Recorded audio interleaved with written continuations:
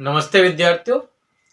Class 12th physics हमारा चल रहा है। यहाँ पे अध्याय 1 स्थिर विद्युत, उसके अंतर्गत हमारा जो क्वेश्चन है, विद्युत द्विध्रुव के कारण निरक्षीय स्थिति में विद्युत क्षेत्र की तीव्रता का व्यंजक हमें ज्ञात करना है।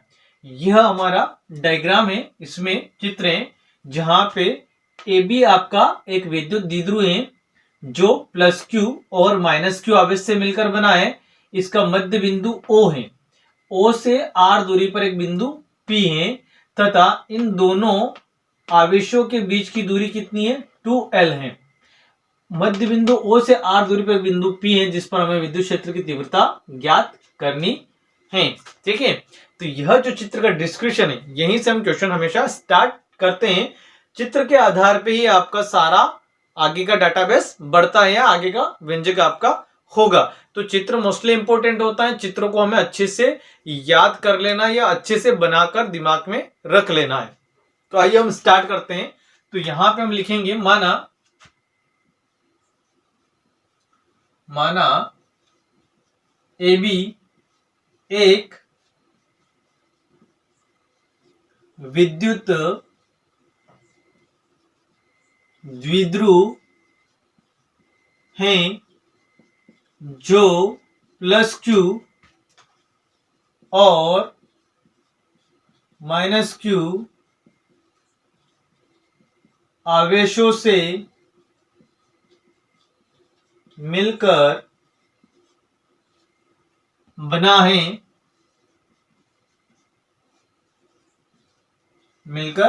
है, जिनके बीच की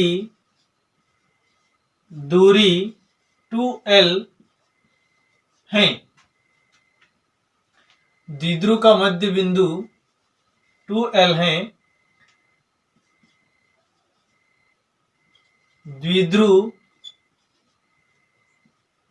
के मध्य बिंदु O से R दूरी पर एक बिंदु P है जिस पर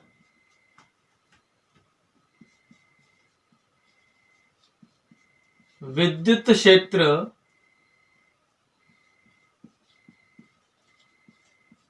क्षेत्र की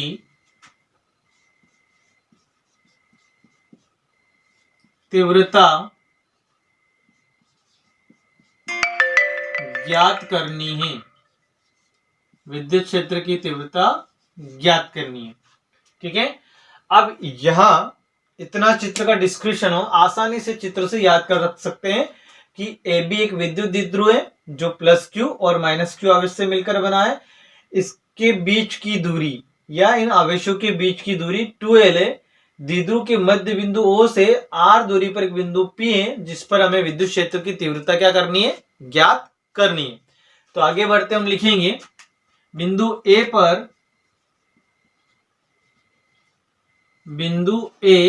पर स्थित प्लस क्यू आवेश के कारण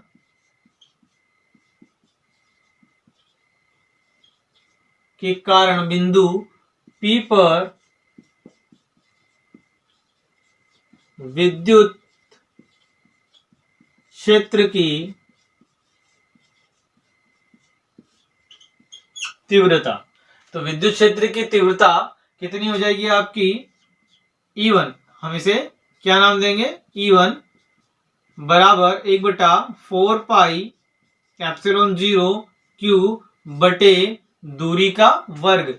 तो यहां पे हमारी दूरी कितनी है? A से P, तो ये हो जाएगा आपका AP का स्क्वायर। इसको इक्वेशन नंबर क्या नाम दे देना? यहाँ पे 1 नाम दे देना। इसी प्रकार आगे बढ़ते हैं। बिंदु बी पर स्थित माइनस क्यू आवेश के कारण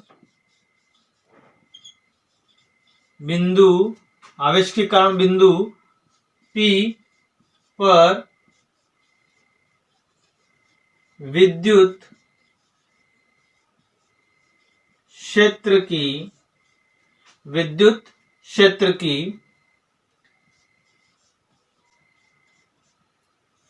तीव्रता।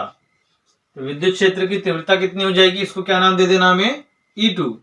तो ये हो जाएगी आपकी E2 बराबर 1/4 पाई एप्सिलॉन 0 Q बटे दूरी का वर्ग। तो दूरी यहाँ पे कितनी हो जाएगी आपकी, B से P, BP स्क्वायर। ये समीकरण नंबर क्या बन जाएगा आपका, 2 बन जाएगा।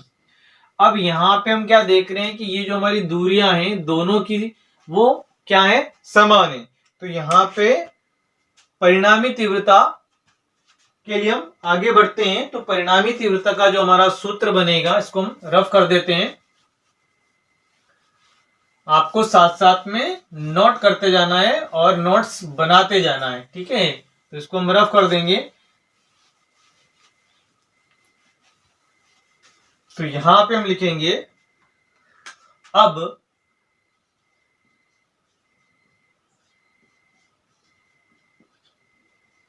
बिंदु P पर कुल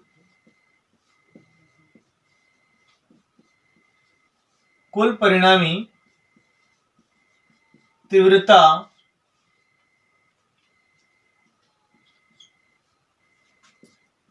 E बराबर 2E1 cos थीटा। ये हमारा फॉर्मूला होता है। यहाँ पे आप E1 का मान भी यूज कर सकते हैं, E2 का मान भी यूज कर सकते हैं या उपयोग कर सकते हैं। अगली स्टेप में हम आगे बढ़ेंगे। तो ये E बराबर 2 आपका ऐसा कैसा, यहां से समीकरण 1 से हम E1 का मान पुट करेंगे। तो ये हो जाएगा 1/4 पाई एप्सिलॉन 0 Q बटे AP का स्क्वायर डॉट कॉस थीटा। यहां पे लिखना आपको समीकरण 1 से। अब नीचे वाला हिस्सा हम रफ कर देंगे और आगे बढ़ेंगे। और यहां पे जो हमारा पद बन रहा है, यहां पे इस वाले में हमें cos थीटा और AP स्क्वायर का मान निकाल लेना है। तो दोनों का मान निकालने के लिए हम हमारा जो डायग्राम उसमें ये वाला जो हिस्सा है जहां पे एक त्रिभुज का निर्माण हो रहा है आपका AOP, त्रिभुज AOP में हम cos थीटा और AP स्क्वायर का मान निकाल लेंगे। तो यहां पे लिखेंगे हम इसको, त्रिभुज AOP गोरस प्रमेय से में पाइथागोरस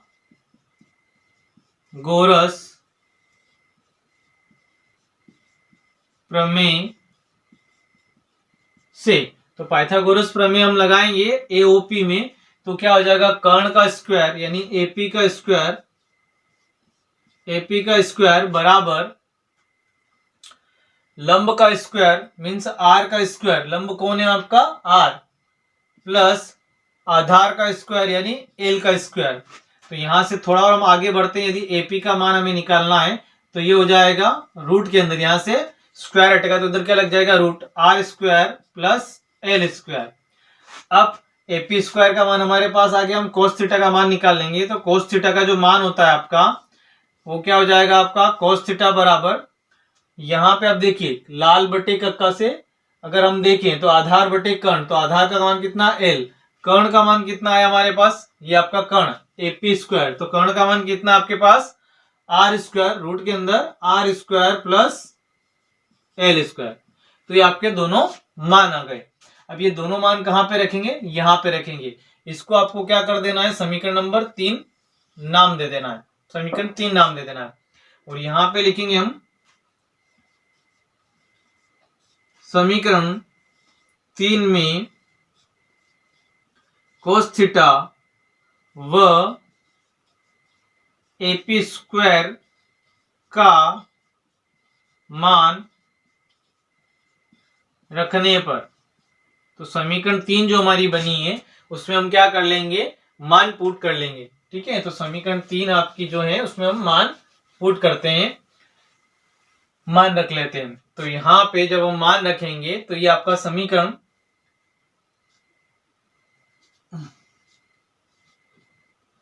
ई बराबर यहां पे 2q, इसको हम साथ में लिख लेते हैं, तो ये हो जाएगा आपका 4 पाई एप्सिलॉन 0।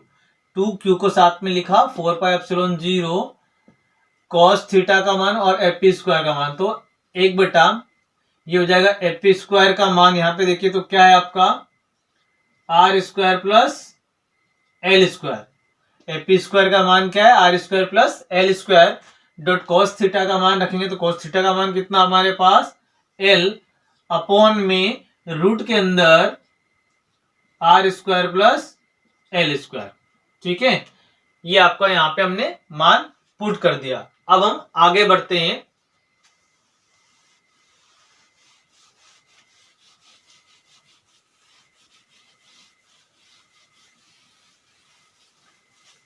अब हम आगे बढ़ेंगे तो ये हो जाएगा आपका ई बराबर, यहां पे हमें मान पुट कर दिया है। अब आगे बढ़ते हैं और यहां पे जो नीचे वाला पद है इसमें आपको यहां पे ये वाला जो है 1/4 पाई एप्सिलॉन 0 इस 2ql को हम साथ में लिख देंगे। यहाँ पे 2ql ये हो जाएगा आपका साथ में, ये जो पूरा पद है इसको हमने साथ में लिख दिया।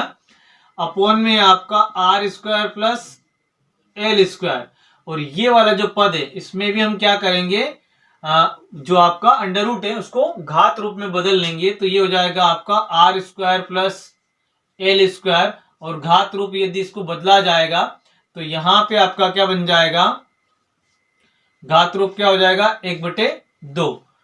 करनी का मान कितना होता है हमारा, घात रूप में 1/2। अब यहां पे हमें, यहां पे अगर बात करें तो इसकी घात कितनी है, 1 है, इसकी कितनी है 1/2 है।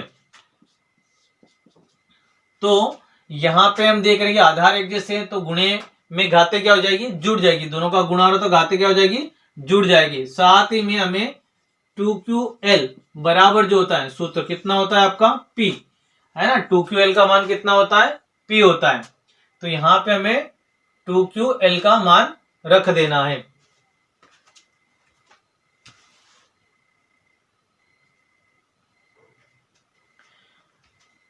चलिए अगले स्टेप हमारी 1/4 पाई एप्सिलॉन 0, यहां पे 2ql का मान कितना हो जाएगा आपका p हो जाएगा।